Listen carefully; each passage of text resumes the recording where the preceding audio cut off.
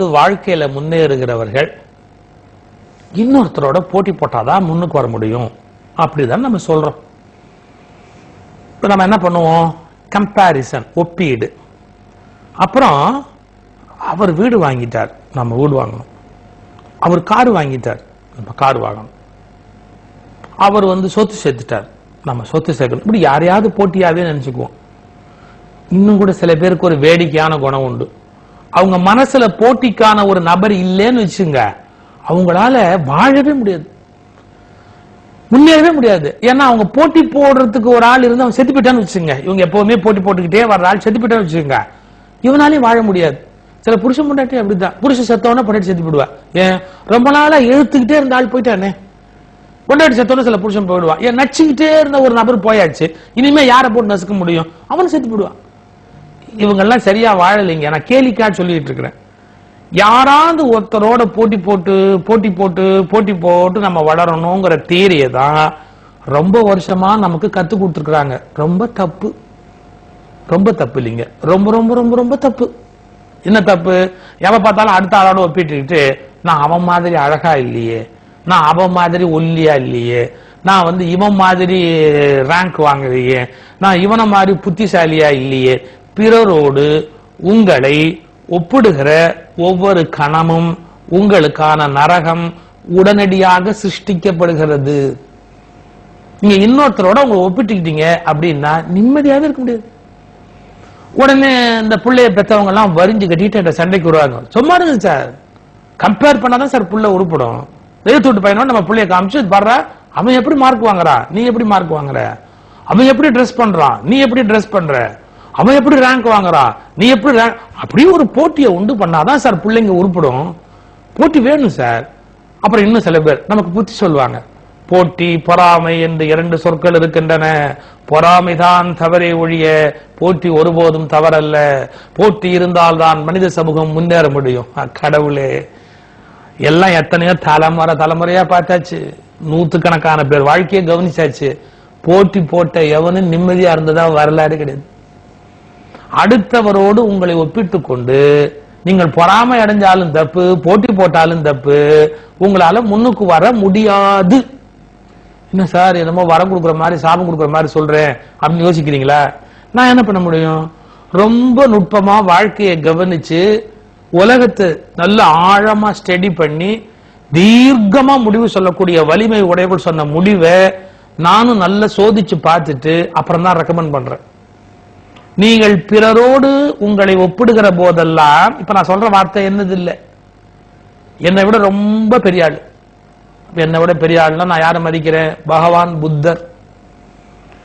இந்த உலகம் சந்திச்ச மனிதர்கள்லயே சார் ஆச்சரியமான மனுஷங்க ஒரு 5-6 பேர் தான். கோடிக்கணக்கான மனுஷங்க பிறந்து செத்து போன இந்த உலகத்துல, இந்த உலகத்தை அப்படியே திகைக்க வச்ச ஆட்கள் அப்படின்னு எடுத்தீங்கன்னா ஒரு 5-6 பேர் தான். ஐன்ஸ்டீன் மாதிரி சில பேர், அதே மாதிரி புத்தரை மாதிரி சில பேர்.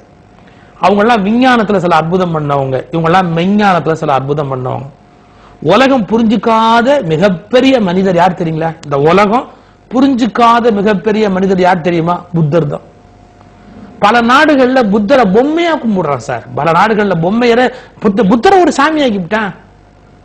புத்தரையும் ஒரு சாமி மாதிரி ஆக்கி அவருக்கு மணி ஆட்டி ஊதுவத்தியை காமிச்சு அவரை கும்பிட்டுக்கிட்டு அவர்கிட்ட போய் எனக்கு புள்ள கொடு, எனக்கு ப்ரமோஷன் கொடுன்னு வரங்க ஆரம்பிச்சுட்டா. இதற்காக புத்தர் உலகத்துக்கு வரல. ஒவ்வொரு மனுஷனுடைய மனசாட்சியையும் ஒரு உலுக்கி இந்த உலகு தொடங்கிய நாட்களாக மனித சமூகம் சிந்திக்காத பாதையில் சிந்திச்சு ஒவ்வொரு உயிரையும் ஒரு உலுக்குற ஒரு ஒற்றை மனிதர் யாருன்னு கேட்டா புத்தர் தான். Very great man. அவர் சொல்றாரு பாருங்க, வாழ்க்கையை துல்லியமா கவனிச்சுட்டு சொல்றார்.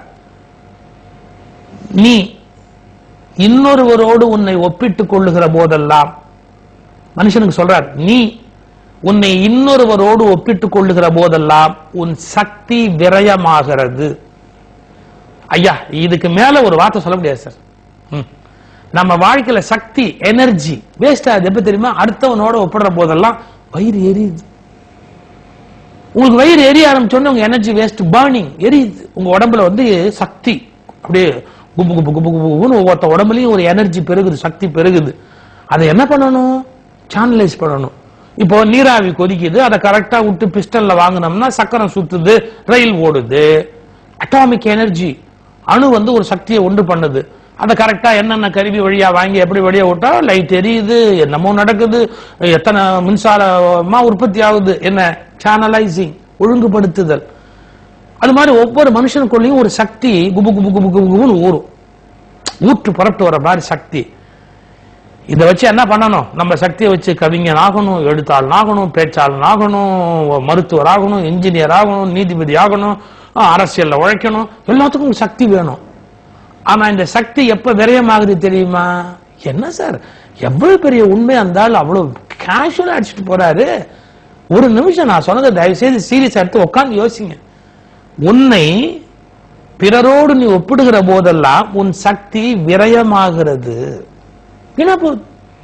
அவன் இப்படி இருக்கானே நான் அப்படி இல்லையே, அவன் இப்படி இருக்கானே நான் அப்படி இல்லையேன்னா கையால் ஆகாத்தனம், அந்த பொறாம நெருப்பு, போட்டி போடணுங்கிற வெறி, அந்த வெறியும் நெருப்பு வந்தோடனே என்ன தெரியுமா? உங்க சக்தி அதை எரிச்சிடும். உங்க சக்தி முழுக்க பொறாமப்படுறதுலயே போயிடுச்சு. அவனை பார்த்து பொறாமப்படுறதுக்கு ஒரு எனர்ஜி வேணும், உங்க சக்தி அதுக்கு பலி கொடுத்துட்டீங்க. வேணுமா இந்த வாழ்க்கை? அப்ப முன்னேற வேண்டாமா? முன்னேறுவதற்கு ஒப்பிட வேண்டாமா? ஒப்பீடு இல்லாமல் முன்னேற முடியுமா அப்படின்னா புத்தர் என்ன நம்மள கூட முட்டாள? எவ்வளவு கிளியரா சொன்னா தெரியுங்களா? அப்படி ஒப்பிடுவதானால் அட்டே அப்பா நீ அப்படி ஒப்பிட விரும்புறியா? ஆமா, உன்னோடே ஒப்பிட்டுக்கொள். அதான் சார் புத்தருடைய கிளைமேக்ஸ். எவ்வளவு பெரிய ஞானிங்கிறதுக்கு அடையாளம். இப்ப நான் என்ன தெரியுமா பண்ணணும்? என் பேச்சு முதல் பேச்சு அடுத்த பேச்சு நல்லா இருக்கணும்னா முதல் பேச்சோட அடுத்த பேச்சை ஒப்பிடணும். நேற்றுக்கு எப்படி பேசுனேன், இன்னைக்கு எப்படி பேசுறேன், நாளைக்கு எப்படி பேச போறேன், நேற்று பேச்சு என்ன தப்புன்னு, எந்த இடத்துல ஜனங்க என் பேச்சை கவனிக்கல, எந்த இடத்துல ஜனங்க கொட்டாய் விட்டாங்க, எந்த இடத்துல கை தட்டினாங்க, எந்த இடத்துல அழுதாங்க, எந்த இடத்துல ஆஹா அப்படின்னு பிரமிச்சு போனாங்க, என் பேச்சை நான் கவனிக்கணும். அப்ப நான் இன்னைக்கு அதை விட நல்லா பேசணும், நாளைக்கு இதை விட நல்லா பேசணும். நான் யாரோட ஒப்பிடணும் தெரியுமா?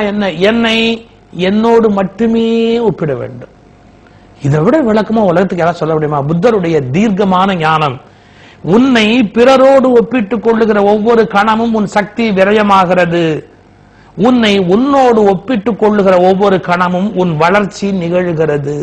growing is going on. வளர்ச்சி நிகழ்கிறது, தடை செய்யப்பட முடியாதது. நேற்று சமைச்சிங்களா? இன்னைக்கு சமைக்கிறீங்களா?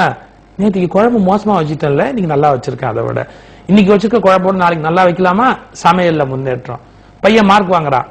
போன தடவை கணக்குல என்னடா வாங்கினேன்? 62. இந்த முறை 82 வாங்கணும்டா. 62 வாங்கிட்டு எனக்கு ரொம்ப அசிங்கமா போச்சு. ஏன் அடுத்த பையனோட ஒப்பிடுற?